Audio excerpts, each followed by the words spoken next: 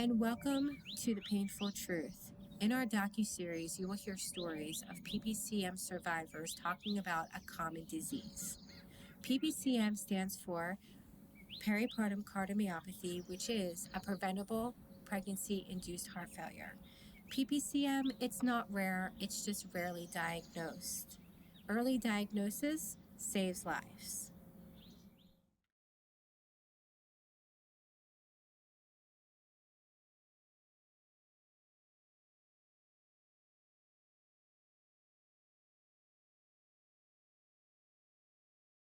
Hi, thank you today for joining us with Coya's experience of talking about her painful truth and educating us when she was first educated on peripartum cardiomyopathy, PPCM, the preventable maternal mortality disease. Coya, thank you so much today for being with us. I really appreciate your time. Your magic minute is priceless to educating everyone on what exactly happened. Yeah. How old were you when you were first diagnosed? I was 30 years old. I had just had he's now he's 4 now. He just turned 4 in January. I was about 30 years old, and when I went to the ER, they did not believe anything I was saying. You're 30, nothing's going on, you're fine. That's pretty much what I got as soon as I got to the ER. I sat there for about maybe 4 or 5 hours before even being seen. Wow. So you're having heart failure, and did you deliver already, or is the baby still in? Yeah, he was already a week old.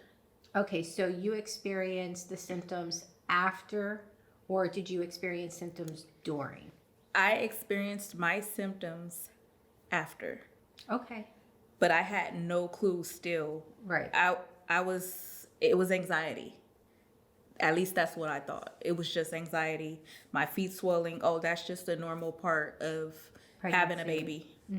It was just like the symptoms I thought was normal, and everybody that I spoke to also thought that it was normal. Correct.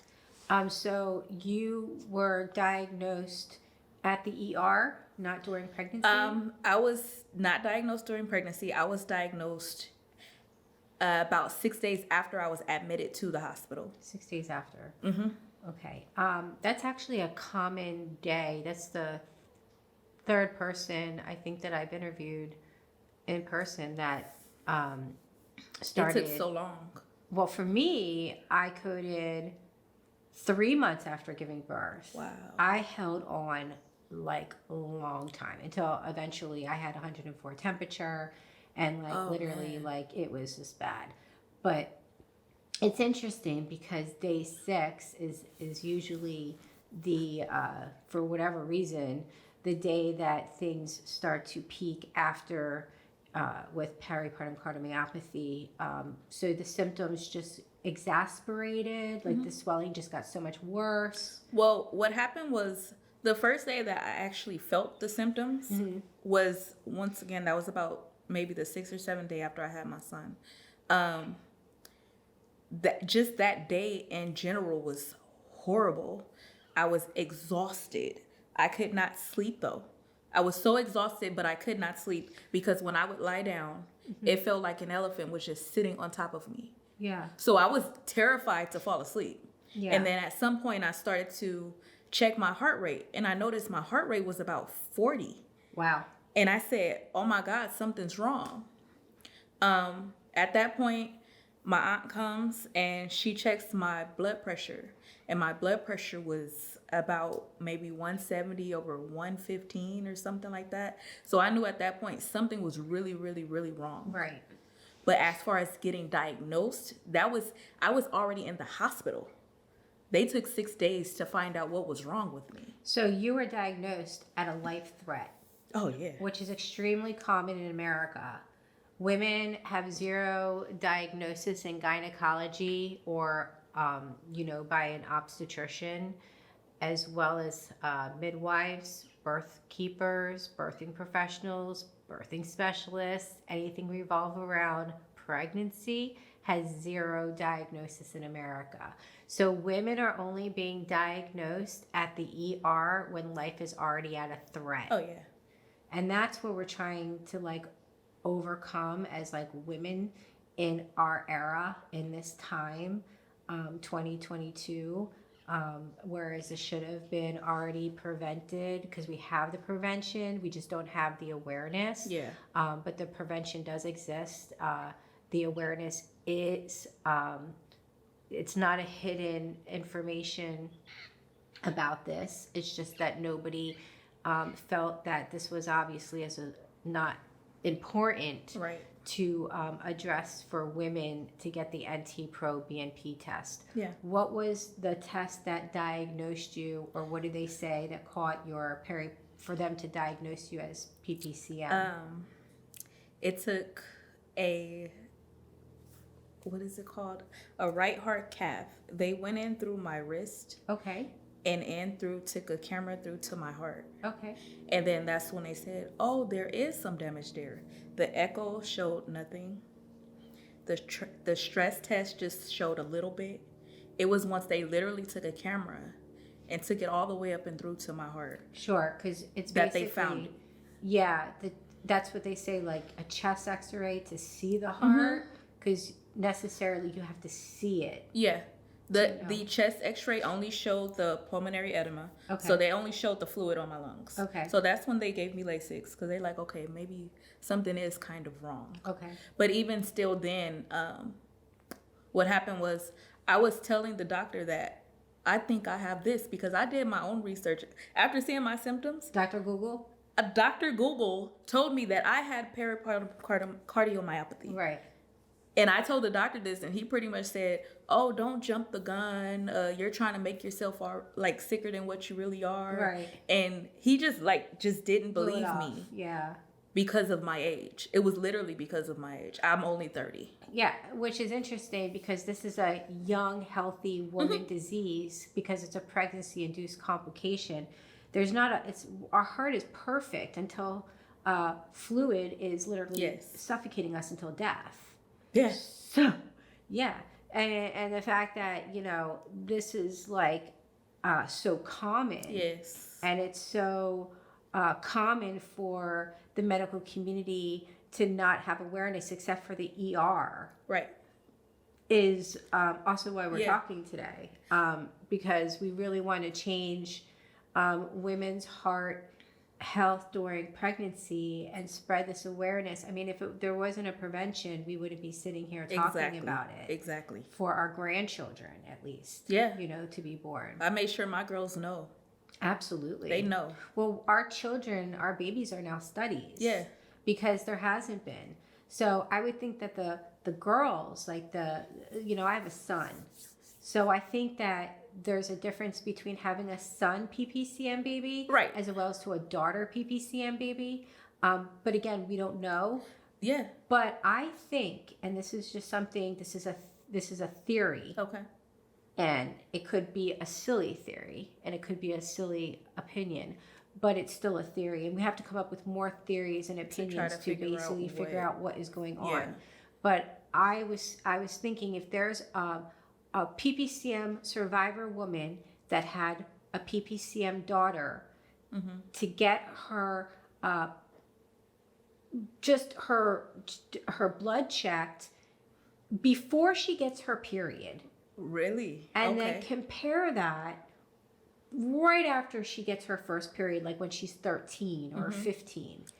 And then monitor it, because I think that fluid sometimes can produce when we have our period, and even when we're young. And I think that early, because they always say early diagnosis saves lives, then how early can we take it back? I mean, I know it's a pregnancy-induced complication where there's the placental growth factor mixed with the cardiotoxic, but I get what you're saying. Can we bring it back further? The hormonal issues and stuff like that happens when a woman gets her menstrual. Is there signs? Yeah. Is there something anything? there? Right. Yeah, I get it. That before she's pregnant, not just rely on the NT-proBNP test, maybe do something prior Right. to getting pregnant, as to like we depend on magnesium drips. Yes. Is there some sort of magnesium level that a young girl at 15 years old might need to nourish that, so when she I gets... never thought about that. Yeah, well, and honestly, I never thought about it either until I start having these conversations, because when a PPCM survivor says that she has daughters, Yeah. I look at that as, that's a study. Your daughter is a PPCM baby study that could possibly see how early diagnosis really can possibly be. Exactly. That's preventive. That's preventive. So I'd like to take this interview onto another to be continued, and see how that progresses. Even if it's in like 5 years, or we need to come back and connect with this and revisit this, because this is something that it needs to be talked about. It has to be talked about. Absolutely. For our grandchildren. Yeah. And I'm doing the same on my part as for Liam, my son. Yeah.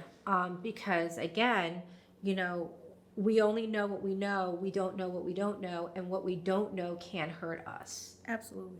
Like not knowing the NT-proBNP test, not knowing that you should see the heart, and that you had the scope, the right hard calf. The right hard calf. Mm-hmm. That is something that should possibly be in also as diagnosing treatment. Yeah. Because I haven't heard that yet.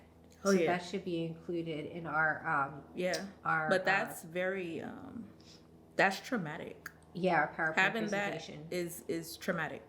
Yes. Because you're awake. Right. You see your own heart on that big old screen, and you're not sedated or anything. Only thing they do is local anesthesia. So you can feel that thing going through your veins, and it's painful. Absolutely. Very painful. So you're already stressed out. And then you have to go through all these different tests that are also painful. Yeah. And they don't use the film that should be around to prevent scar tissue damage. Once you get scar tissue damage, there's no prevention. There's no cure. But there is a prevention with that film. But the medical community is saying that that's cosmetic. No. This is internal medicine. This is internal.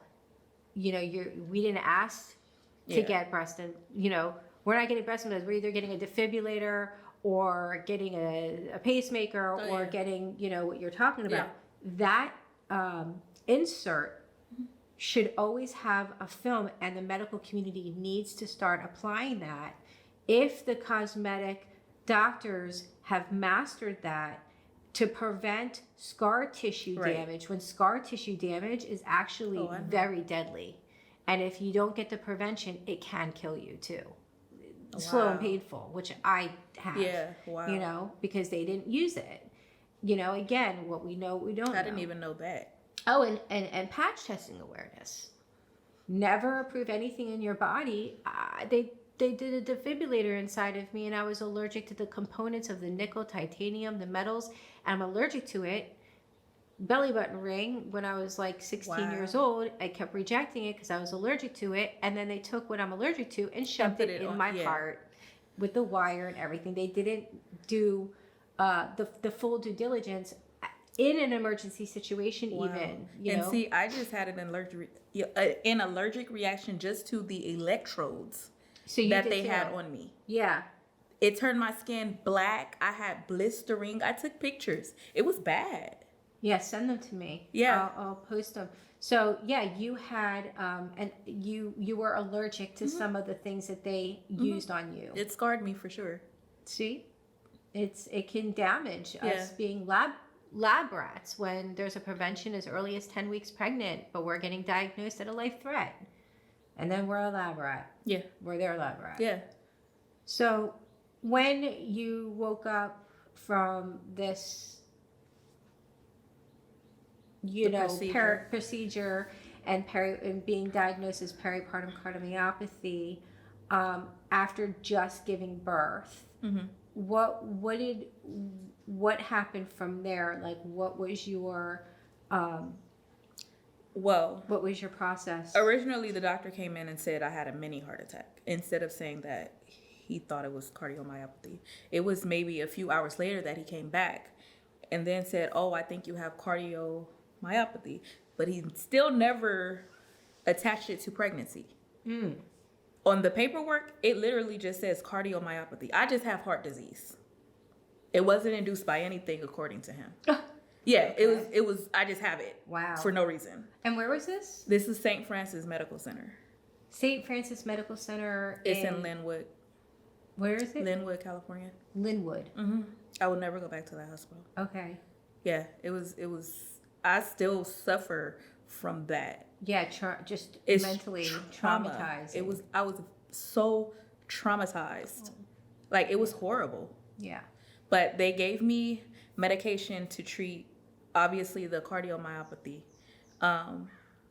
He put me on Lasix. I believe it was Carvedilol, yeah. and then it was one more, but I can't remember. That actually gave me an adverse reaction. I remember I was with my mom. I took myself off of it. Okay, so it was bad. I took myself off of I it had because it I too. did not like what it was doing to me. What was it? I mean, too much TMI. Yeah, but I just didn't like what it was doing to me. And it Yeah. had my blood pressure, like, to me, so low. Yeah. It was scary. Yeah, totally. Yeah. Same with me. So I honestly, because of It was so bad. my heart was still at the EF percent? was about 40% at that time. Okay. So it wasn't as low as others, but it was still, once again, it was still traumatic. Yeah. It was still it was one of an experience. And because I felt like that medicine was not helping me, I took a natural approach. I started magnesium on my own. Yep. I started potassium on my own. I started with moringa, Ginger root. chlorophyll, ginger. I did a whole. That's it with me. I did a Yeah. whole natural approach, And I still do. I still do a natural approach because I feel like the medication do you medications. take a day? I take it. It's 500? powder. Oh, you do a powder? Okay. And I put it in my teas, my drinks, because Oh. I'm a mixologist, so that's what I do. So I make drinks that are healthy, but they also taste good. So Oh. this is what I do. Oh, So I would. would make drinks for myself, Okay. and that's how I this is your have career. continued. Yeah. Oh, what's Yeah. your Business? shop or your business? Smacked Refreshers and Teas. Smack. Smacked. SMAKKD. Refreshers and Teas. S. I do detox beverages. I Oh. do lemonade. I do iced teas. I do Kool-Aid. I do slushies. I have a variety of items. I love that. And Do you have a website? yes, I do. What's the- www.smackedrefreshers.com. Can you spell that again? SMAKKD Refreshers. REFER. I'm gonna check that out. SHERS. I love that. Yes. Because I'm a big, like, I love science and mixing stuff with my son and everything, and I find that really cool. I put collagen now in my coffee. I have a shot. It's called Live, and my mom created this shot. It has moringa, it has collagen, and it has turmeric. Wow. And we are now selling it also in tea bags. This stuff, when you sometimes take a more herbal approach, sometimes you get better results. And that's Absolutely. just my personal opinion because it helped me. I was able to, I don't want anybody to stop their medication, but I was able to pretty much heal myself Yes. by changing certain things about my lifestyle.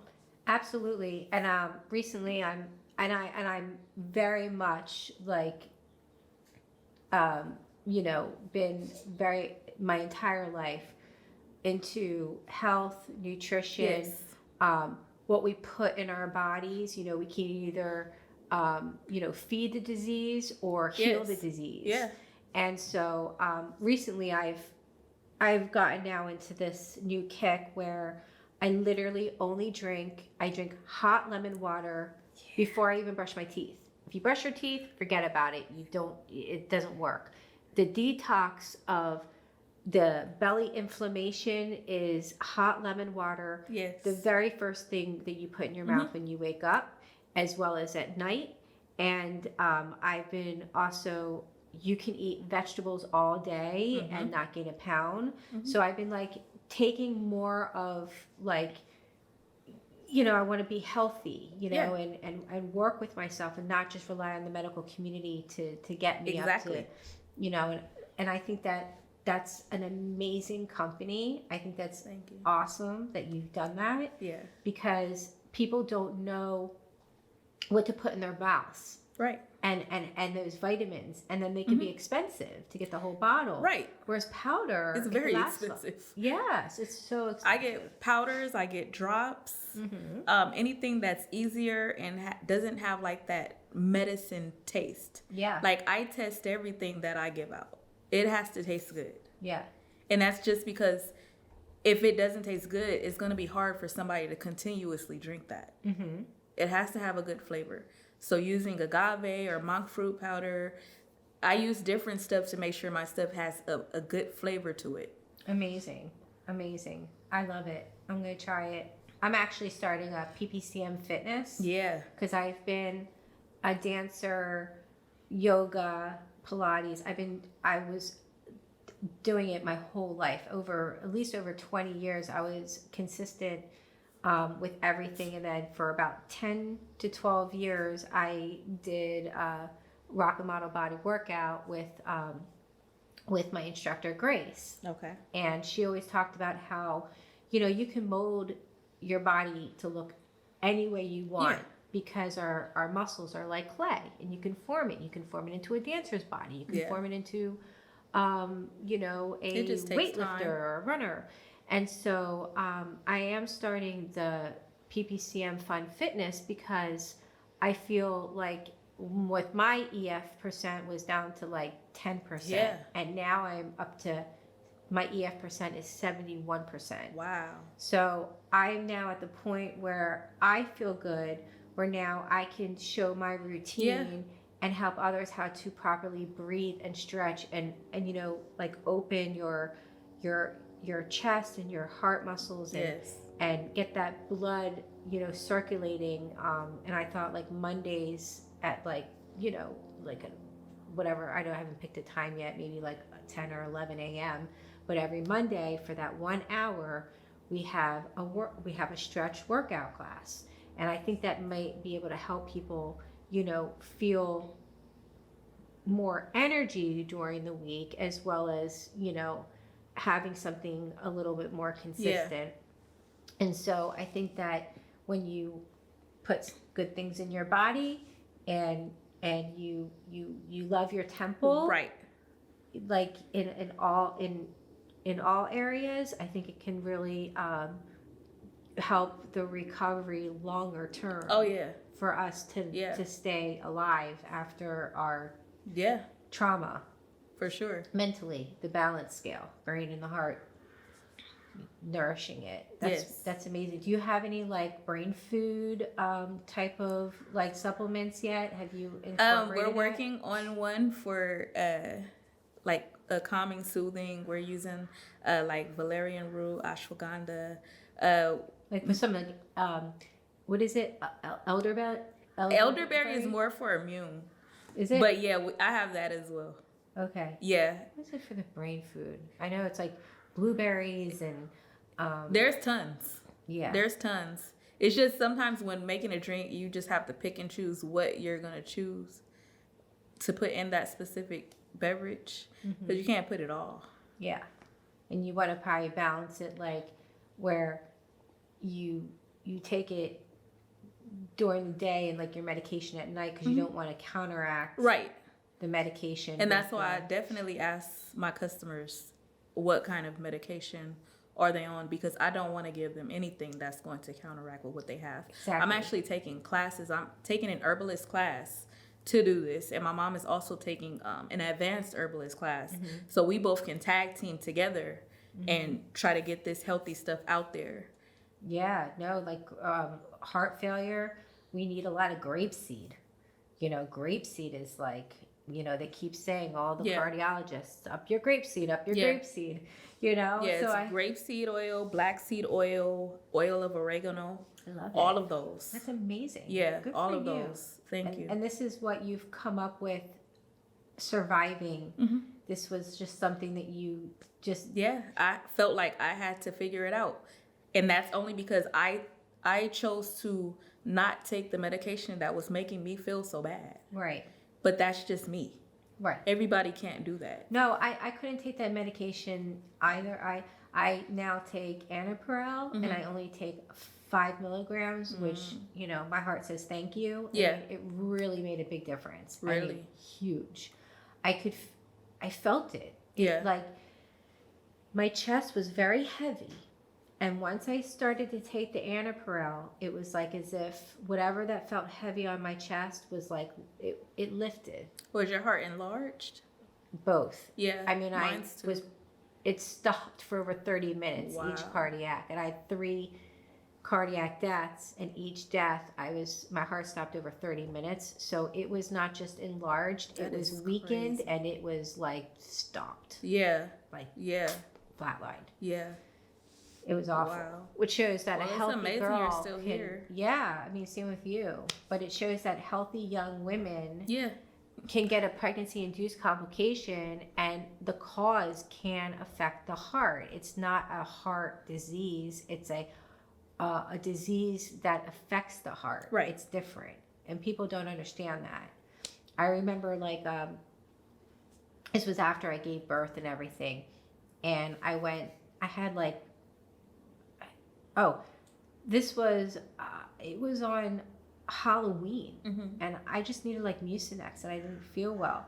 And I told them that I was peripartum cardiomyopathy, and they sent me to they wanted to send me to a gynecologist. And I said, why are you sending me to a gynecologist? I'm not pregnant. Or an obstetrics and gynecology. Yeah. I'm like, why? No. I'm like, I'm not pregnant. Yeah, but it's PPCM. They didn't understand. I'm like, I have a cold. Yeah. I'm like, I'm not pregnant. Why?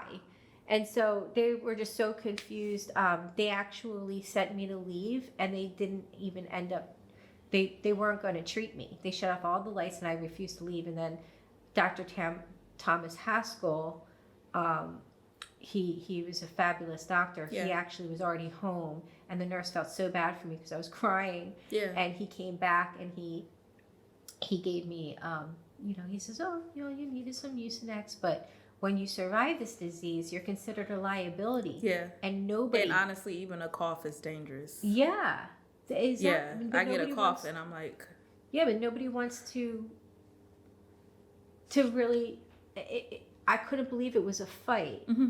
Like, I was standing in the hallway, and I was like saying, can anybody please just like listen to my heart, or just like help me? Yeah. And they all just stood there, and they just looked at me, and I was just like tearing and crying, and it was Halloween, and I was like, I felt bad because I felt like I should be, with my at like some Halloween, like something. Right. And But you were sick. I was like, nobody would help me because I was a liability because I was PPCM. That's ridiculous. Yeah. It's just awful. Yeah. So like, when you recovered, how long did it take you? I actually had stopped going to the doctor because they would pretty much tell me nothing was wrong even after I would tell them my diagnosis. Mm-hmm. I went to a cardiologist. I told him I needed an echo done. He said, there's no reason to do an echo. There's nothing wrong with your heart. And I'm just looking at, like, are you serious? So I didn't go to him anymore. Go to another doctor. He said, you're fine. Your heart sounds fine. You don't need an echo. And so at that point, I stopped going to the doctor.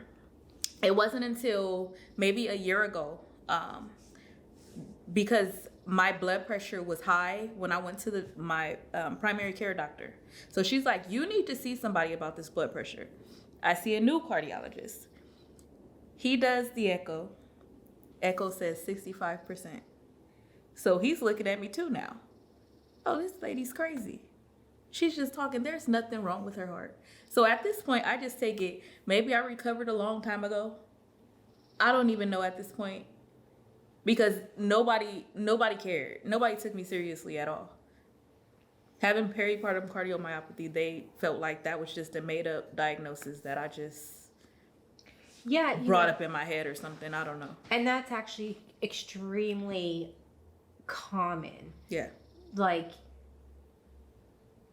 it's interesting when we talk about peripartum cardiomyopathy, PPCM, and they're looking at us like we're aliens from Mars. Yeah. It's and like a foreign language. Yeah, and we're looking at them like, how do you not know about this? Yeah. How is it that you have not been educated or trained, or even once educated, it just kind of went in through one ear and out the other and wasn't applied? Yeah. It's just somebody has nobody, not an ER, not an obstetrician, not a nurse, nobody has stepped up to educate and demand to raise the standards and treatments for women. And that's where I find it very hard to not have, to remove my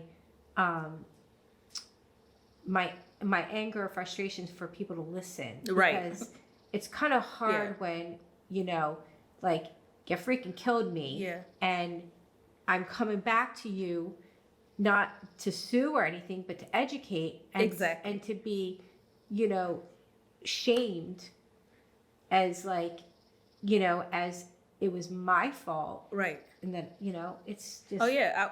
When I first went to the ER, when this first happened to me, they put me to sleep because I was hysterical. Something's wrong with my heart. Like somebody do something. So they knock you out? They gave me Benadryl into my IV and put me to sleep. Oh my God. And I was so terrified to go to sleep because I thought I was going to die. Yeah, you weren't going to wake up. Yeah. And then I woke up and had to pee. So they gave me Lasix. So they knew something was wrong. But they put me to sleep so I can shut up. So wait, did they give you a catheter? No. So basically they put you to sleep and gave you in a latex. chair. So how would you get up if you were like disoriented? I was very disoriented. And you would in the waiting room. Okay, so this this makes I you figured pee. it out. I didn't know they had given it to me. They gave it to you, which makes you pee, and then they knocked you out, so you could have been peeing on your.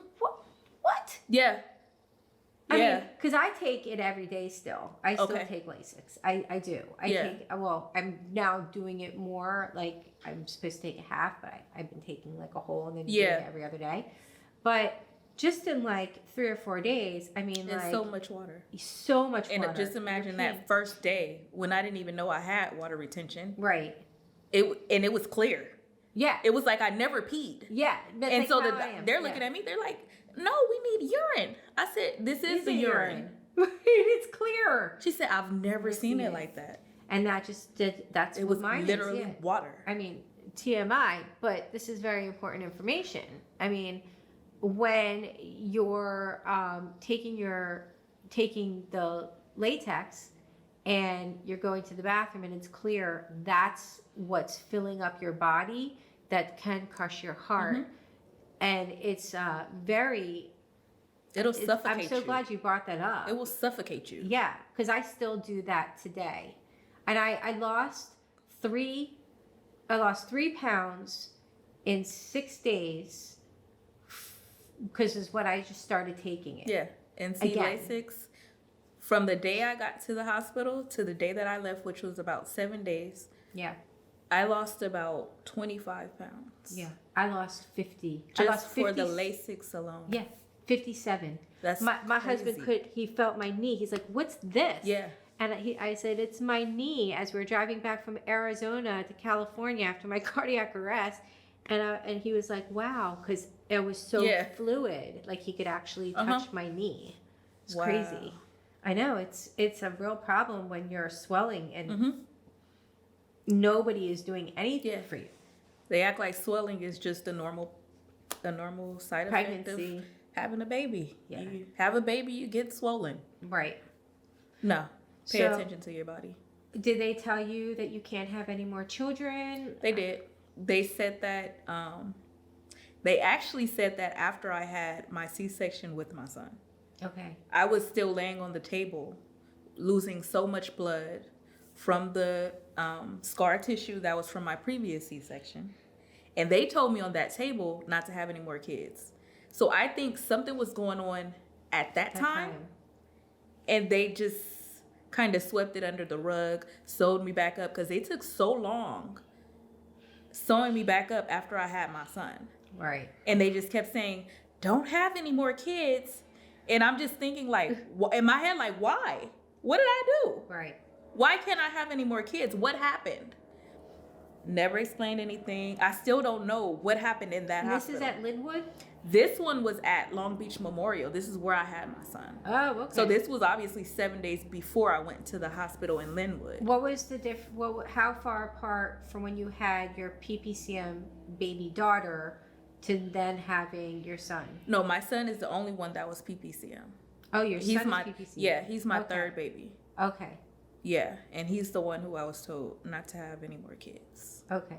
But how do you know that you weren't PPCM with your daughter? I don't. I don't. Right, because there's no diagnosis. Yeah, Which I is have no why- idea. Which is why when you give statistics of PPCM, it's like, what do you... Yeah, Like, how can you... I have you don't have a no idea. diagnosis. And how can you even make a number up with what we know? Or what half the women are not even diagnosed or misdiagnosed. Yeah. Or so, Yeah. is really... It's just such a... It's such a shame when it comes to the humanity rights for women and Mm-hmm. families of having this neglect to us for as long as it it's has definitely a lot of neglect. been. It's for just sure. sad. The self-advocacy is like stepping it up, but what if somebody is sick and they don't have somebody to advocate for Yeah. themselves? And it's like you're in that room by yourself, you're Mhm. half dead, and the doctors, you got like 10, 12 doctors coming at you, and you don't know how to like advocate for yourself, and then now it's COVID, so you have And to that's what I was advocate going to for say. yourself by COVID makes it yourself. even that much harder. Absolutely, because we have the same symptoms. Yeah. And at the time for me, it was just the flu in the hospital. So Right. I still couldn't have anybody in there with me. Right. Because it was flu season. Correct. So I had nobody to advocate for me. I was in there alone. Yeah, and when you're not well, you're not thinking, and No. it's just not okay. Yeah. That's how they were able to just put me to sleep.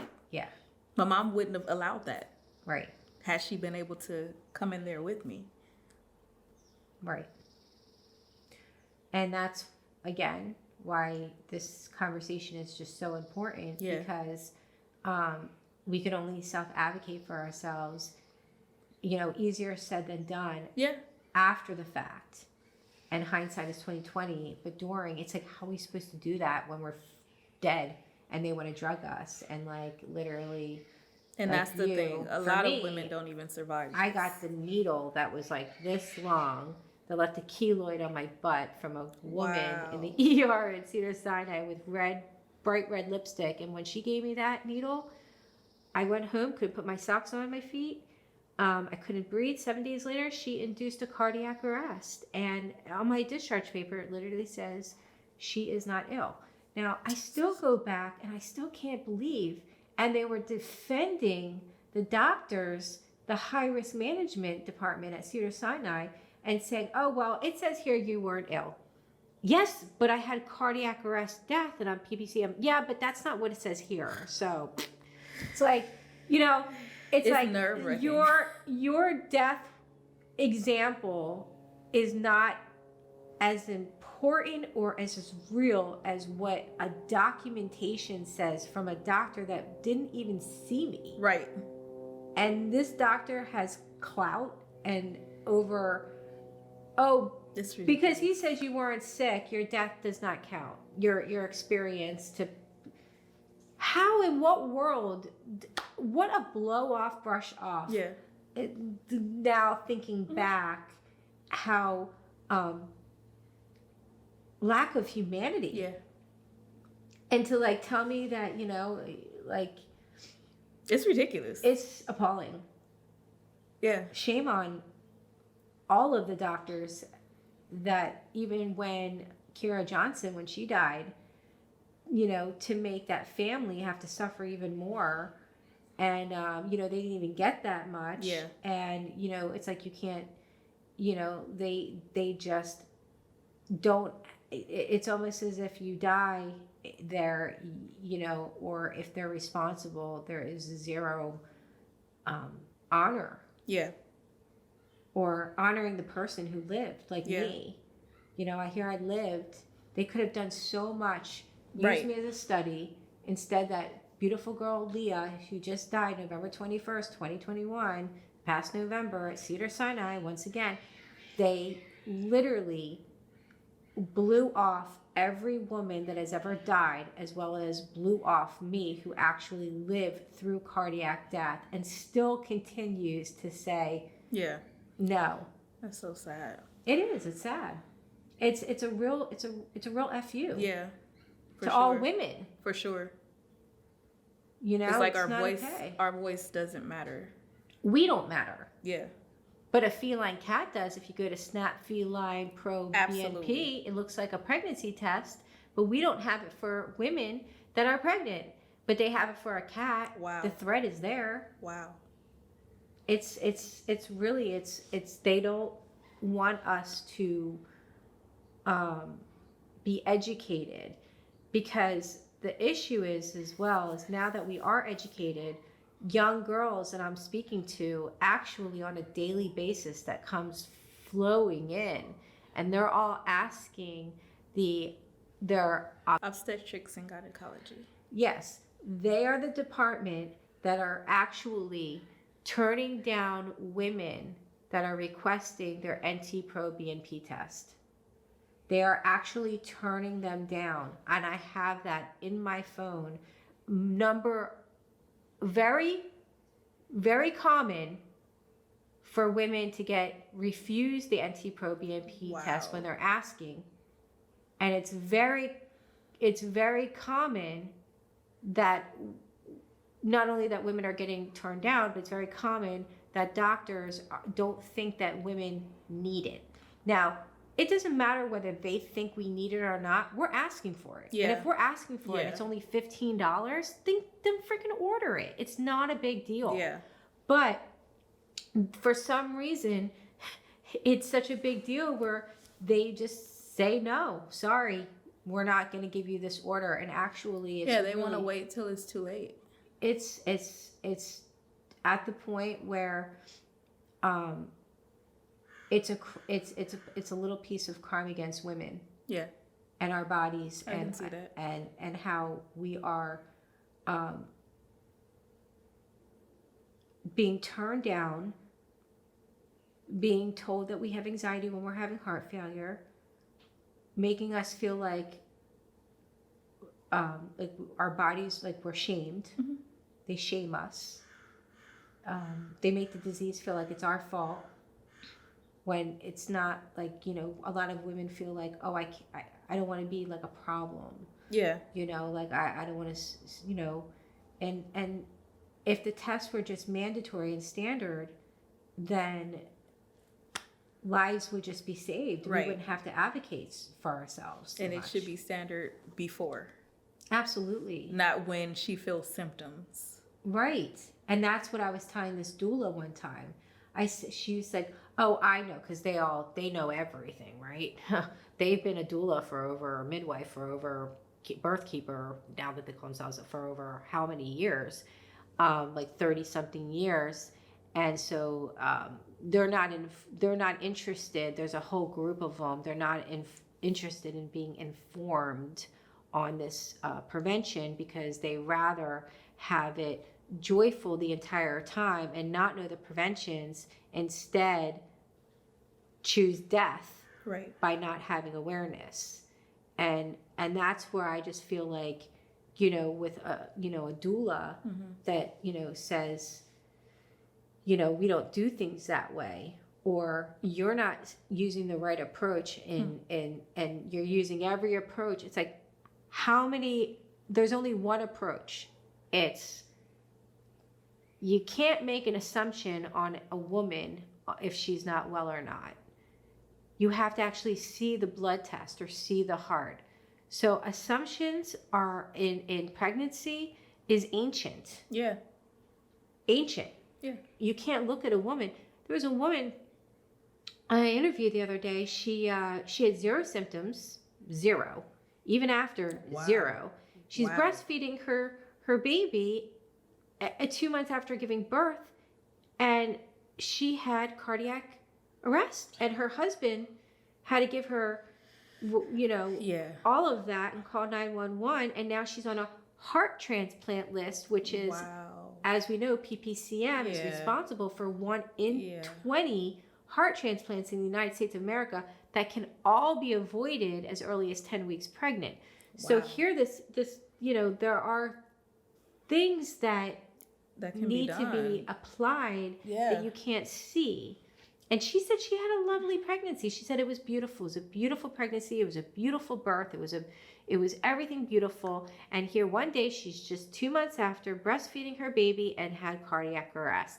And that's because they did not know the NT-proBNP test number. They did not do the proper testings that should be standard for all women. Preventive measures. Yeah. It's like the judge that said to me, I can't see your heart, so therefore you're not disabled. But if you had no legs, you would get it because I can see your legs.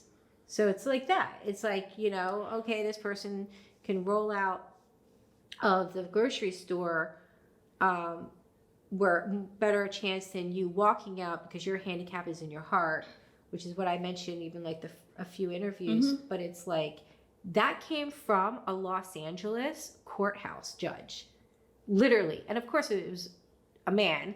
He had never heard of PPCM, and I was telling him, no, it's very common. It's rare for diagnosis, but it's very common. And he says, oh, I've never heard of this, so goodbye. It was like, where is the justice? Where for women? If it's not in the justice system, it's not in the birthing wheelhouse and pregnancy wheelhouse, it's not in the medical community. And there are wonderful doctors and wonderful nurses and people that save lives and stuff. But I'm specifically talking about women that get pregnancy-induced complications. I'm not talking about anything else. Exactly. I'm specifically, this is its own disease. There's no disease out there that is like this disease because it's so preventable. Most diseases are not as easily preventable with early diagnosis, but this is. So maternal mortality should be an ancient and should never exist. And it is medically proven that PPCM, peripartum cardiomyopathy, no woman should ever suffer or die unless she's never diagnosed, never treated, and left to suffer and die. And it's medically proven. So why are we sitting here today in 2022 creating our own medicine? Which I love. I think it's just so amazing. Like what turning lemons into lemonade, That's literally what I'm doing. Yeah. Yeah. I had to though. I had to. There wasn't a choice. Right. I wanted to feel better, and the medicine wasn't making me feel better. So I had no choice. Right. Self-advocate. Yeah. And so how long have you been doing this? Like medicating? Self-medicating, I started that literally right after I was diagnosed, maybe 2 months. So you've been doing it now for how many years? Almost 4 years. 4 years. So you evolved with this. Yeah. Okay. That's why I said I'm taking classes and everything now because I wanted to get bigger. Right. And more out there, and I want to be I want to have certification to do what I'm doing, even though it doesn't necessarily require certification. It's not medication, it's just herbs and vitamins and nutrients, the normal stuff that we already have in our bodies. So but you're taking the steps and just getting all the making it a actual functioning, well-oiled factory within your creation. Yeah. Which is really, really cool. I Thank love you. that. And no, that's really that's beautiful. Now, what made you choose that name as opposed to something with spreading the PPCM awareness? Well, Smacked Refreshers and Teas is something that I originally started from my brother's restaurant. I was just making Kool-Aid. It was just the Kool-Aid for the tacos. That was originally it. What's your brother's restaurant name? Taco Mel. Okay. So he's actually very popular. He has like over 100,000 followers.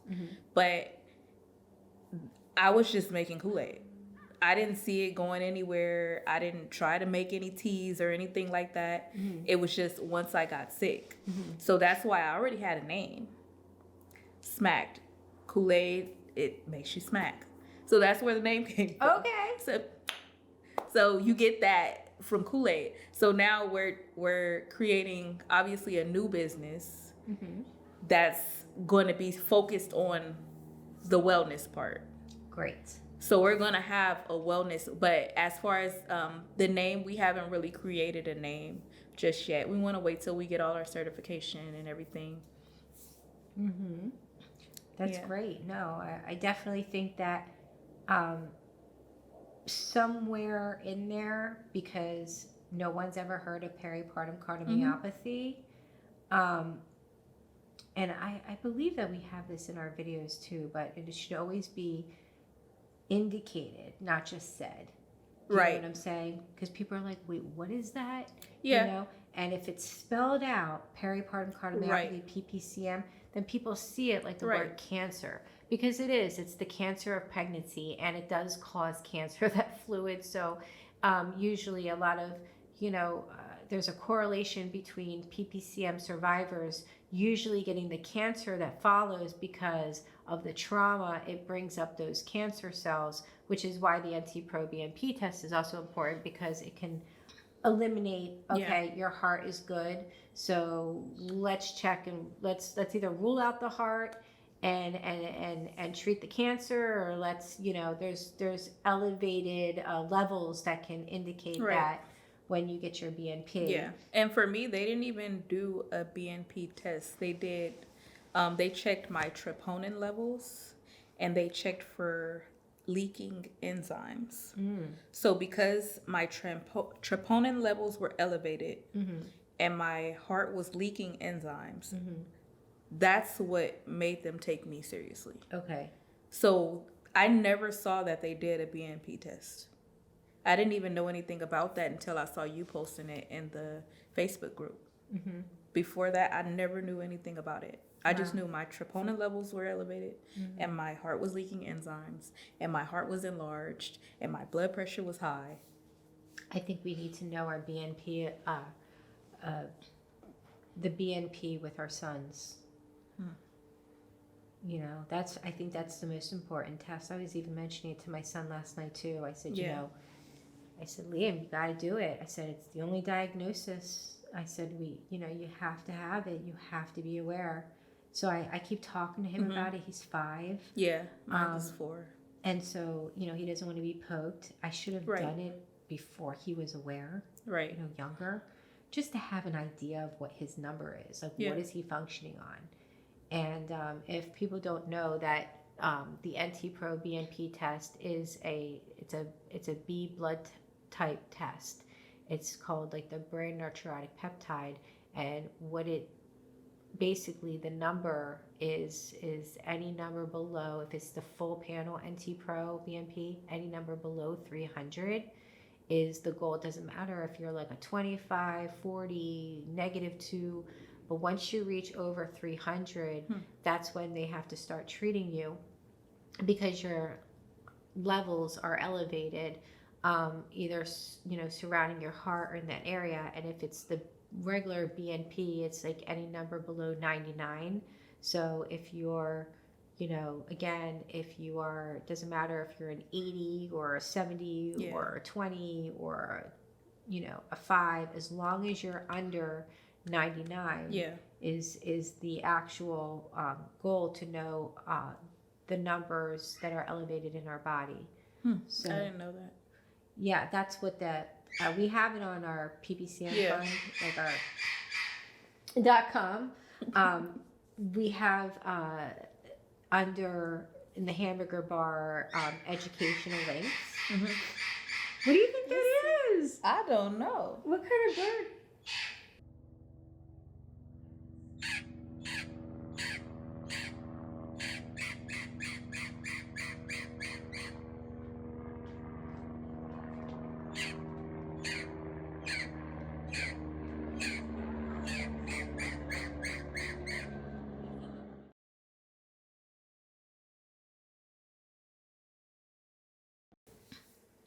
So is there anything that you would like to add that you think that during this process and living through it, is there something that you made a connection with, or something that maybe could help another person that's going through pregnancy and being brushed off? You know your own body. You know when something isn't right. So the moment you feel that something isn't right, advocate for yourself. Do not leave the hospital without knowing what the issue is. Sometimes they'll try to discourage you from what you really think is going on. They'll kind of try to steer you away from what you feel is going on.